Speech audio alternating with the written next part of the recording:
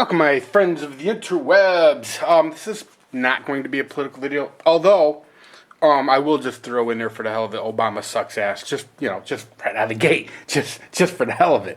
No, this is going to be just a little quick night video. I thought about putting this up on my Mad Bad Voodoo channel, but it's a long story, so this is not going up on there. I will have to.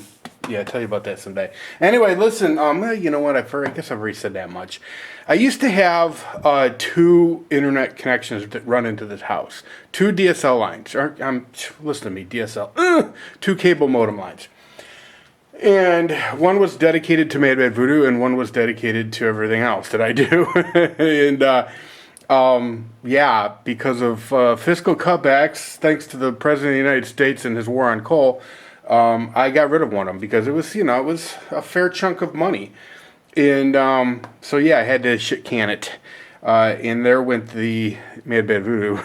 Because Mad Bad Voodoo's not that making any money on it. Yeah, it's got whatever it's got. I don't know, 11, 12,000 subscribers. But, you know. Anyway, some of you understand where I'm coming from or what I'm talking about. Some of you don't. I guess it's kind of cryptic at this point, so screw it. Listen, Krista Blade. Krista Blade gives me a call, and she says, hey, Uncle Rich, you've got to check out Fred Hart's last video. And I'm like, why? What'd he do? What's up? So I'm not telling you. You're just going to check it out, but you got to see it. And this was like 15 minutes ago. Maybe 20 minutes ago. So I said, all right, I'll check it out. So I did. I checked it out, and I totally got what she was going on about.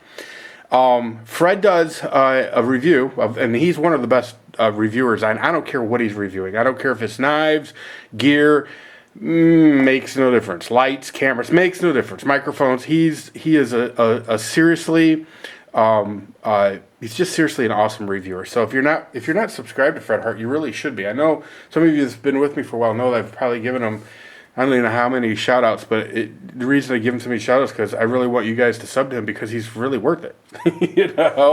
So anyway, I check it out, and he's reviewing this knife. Yeah, it's my EDC knife, and I have EDC'd this knife for, ever. Well, a long time. I want to say, I'd have to take a stab at it, but I'm guessing that this knife has been on this keychain, and this is my primary keychain. I would say that this knife has been on this keychain for at least 8 months. Maybe more, maybe less. I'm not entirely positive about that. But I will tell you that I will be very hard-pressed to get rid of this knife. This knife is going to be on this keychain for a very, very, very long time. And I'll carry my keys like this. Sometimes I'll carry it, with the paracord, but or sometimes I'll just put it, Anyway, it doesn't matter. This knife comes in handy. The reason I've got it on this hook carabiner is that if the keys are in the ignition and I need to get this knife out, it's just a matter of doing that, and boom, I'm gonna set that aside. I'm going to show you real quick. I want you guys to go and check out Fred Hart's video because it's really worth checking out. But interestingly enough, this is a sticker, and it says "locking blade." And Fred took his off almost immediately, and that's been on there forever. When this knife was new, it was very shiny. He talks about that in his video, that this shiny scales get pretty wore out pretty quick. Not that they're wore out, but they don't look as pretty anymore after a short period of time, and he's right about that. I don't know how well you can see it, but it's got all kinds of scratches and nicks and stuff like that. Now, I think it's beautiful because it shows that it's been worn and used and all that good stuff. I'm not going to really review this knife because I want you to go see Fred's, but I will. And not that, his wasn't, I don't even know that his was a huge review, but I think one of the important things he had to say was that Wenger, when I first got a Wenger, I don't know why, but I called it Winger, like the band. She's only 17. You know what I'm talking about. This has a locking mechanism here, which is really kind of cool because previous knives that I've had like this were always slip joints. And I really do like the fact that this locks up. And you can tell by the blade that I've used this knife. Yeah, this isn't one of those, I EDC a knife on my keychain and never use it. No. This has been used. But to unlock it, you just push down on that, and it comes right up. And it's got a half stop on it, right there. and a full stop. And it's just a really, really good knife. And it's got some other tools. Usual bottle opener, can opener, little utility knife, paring knife, or whatever you want to call it. In fact, I don't think I've ever used that. Don't think I've ever used that. But if this blade ever gave out on me, that's exactly what I would do. Okay, let me shut these.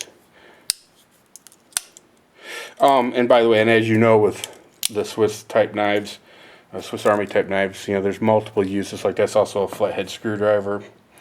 And then it has a Phillips screwdriver here. And this I've actually used for a couple of different things, including a prying tool.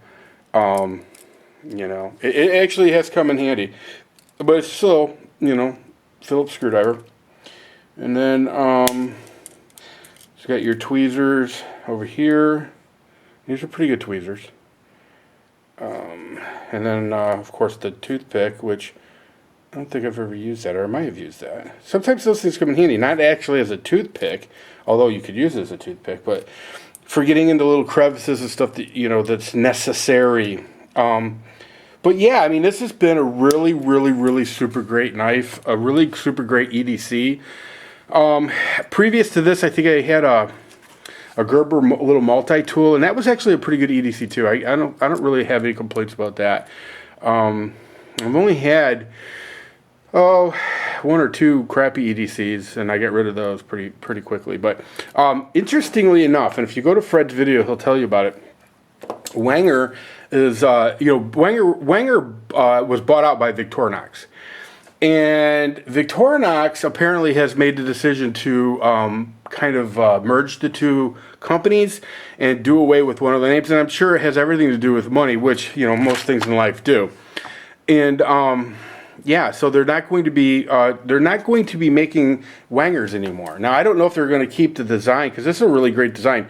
And they have a lot of really great designs. I don't know what they're going to do in that regard. But I will tell you, and I'm with Fred on this, so hopefully they continue some of the Wenger designs, because they were really good. They really were. And in fact, I just love this. So, but who knows what they're going to do? I have no idea. It may be the same design as this and just say Victorinox on it. I don't know. So let me know in the comment section what you think, or if you know anything about that. Because until Fred's video, I had no idea that they were doing away with the Wenger name.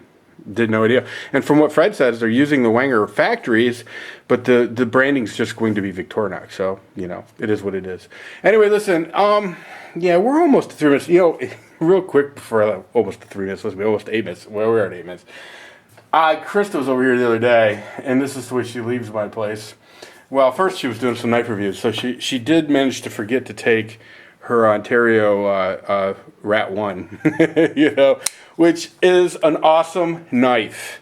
I have to admit, it is an awesome knife, and when she comes looking for it, I may have to tell her, I don't know what you're talking about. I have no idea. What are you talking about? I haven't seen no Rat 1 laying around.